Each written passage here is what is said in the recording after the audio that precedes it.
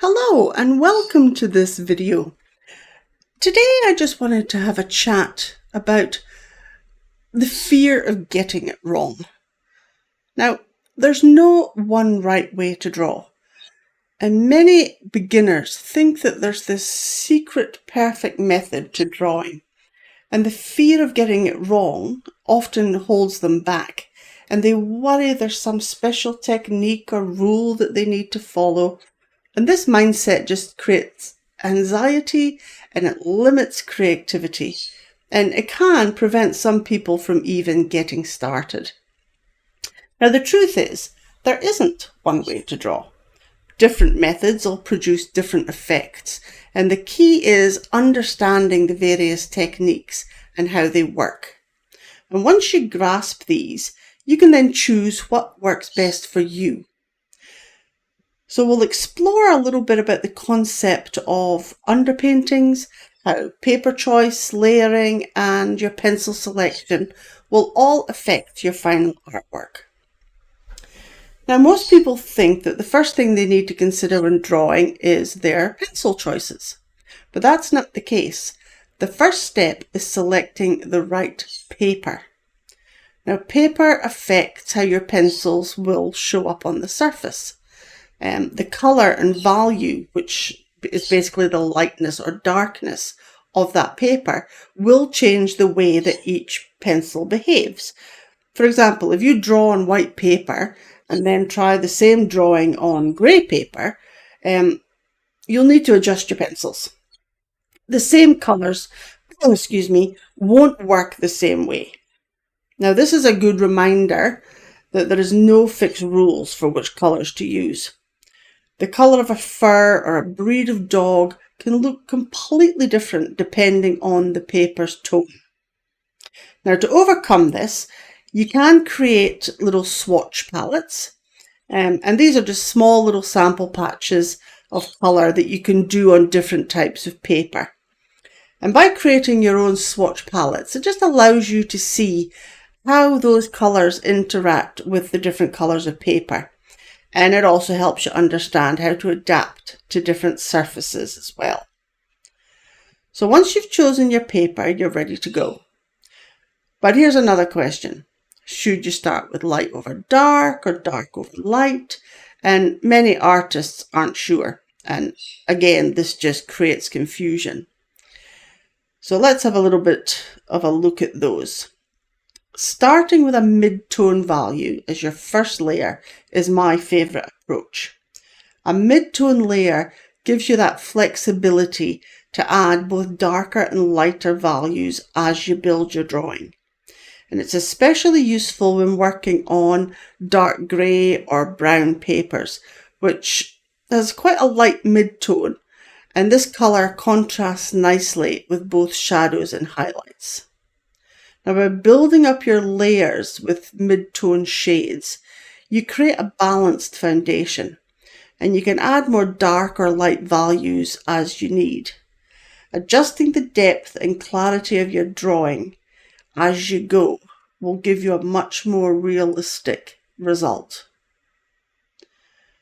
Now, this makes mid-tones a forgiving choice. It's a lot harder to make major mistakes when you've room to add more contrast as you draw. However, there are situations where you may want to start with a lighter value first. Now, many people think they should always layer light colours over dark colours, and in some cases this works really well. And light pastel pencils go over darker pastels quite easily, which makes them such a great medium to work with. However, again, this depends on the value of your paper and how much pastel you've already applied in those first layers. If you've applied too much pastel, you're going to fill the tooth of the paper. And the tooth refers to the texture or the grit of the paper, the little mountains and valleys. And that's what holds your pastel in place. If you overfill it, the top layers will just mix into the base layers and your drawing's going to start looking muddy or dull. This is why it's so important to work in lighter layers. Don't start by laying down your darkest value you see. When you put down your darkest shadows too early, it becomes hard to brighten those later. Now, this method might work for just small little shadowy areas, maybe between the fur or if you're doing feathers. But if the overall area is a mid-tone, you risk making it too dark. Now, on a lighter paper, your dark colours may appear even darker, and your drawing can lose its clarity. And this is why mid-tone papers are often a better choice. I like the dark grey in the pastel mat, for example, which allows lighter colours to really stand out. And the strong contrast between the light colours and the dark paper gives a better result, in my opinion, especially for animals that have that sandy or a lighter coloured fur.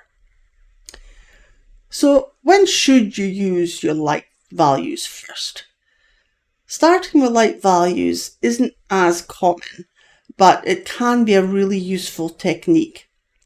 Now, this method often results in a very light and flat looking drawing. However, it can be perfect for animals with really bright or vivid markings.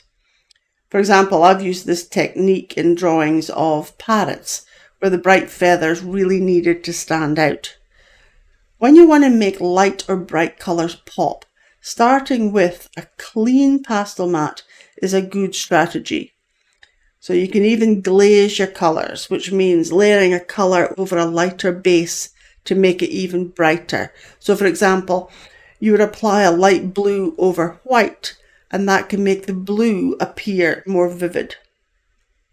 If you were to apply the light blue over a mid-tone base, it just wouldn't stand out as much.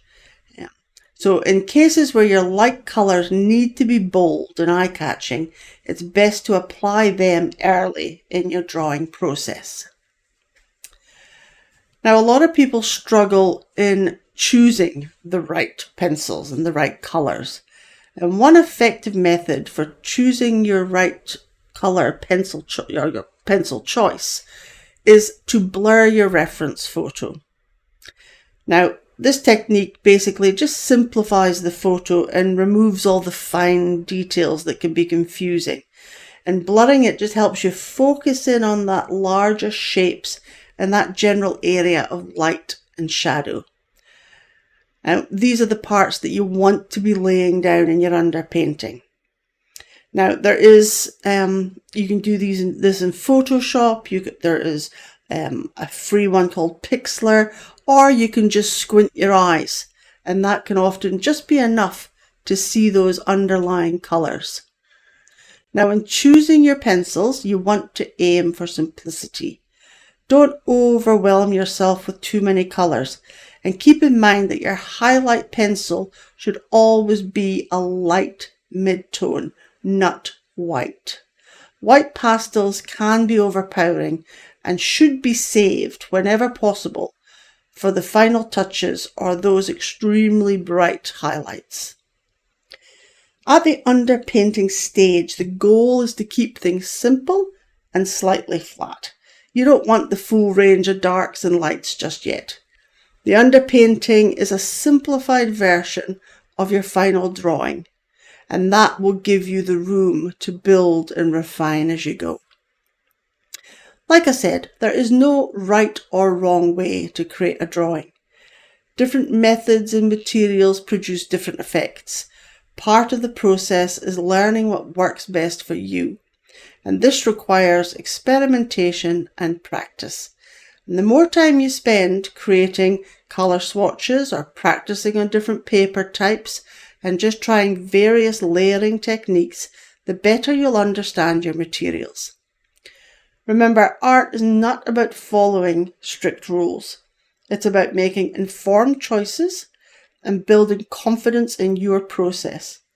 If you take the time to experiment, you're going to gain a deeper understanding of art theory and all of the techniques that's involved. So I hope this has been a bit of a help for you, and I'll see you in the next one.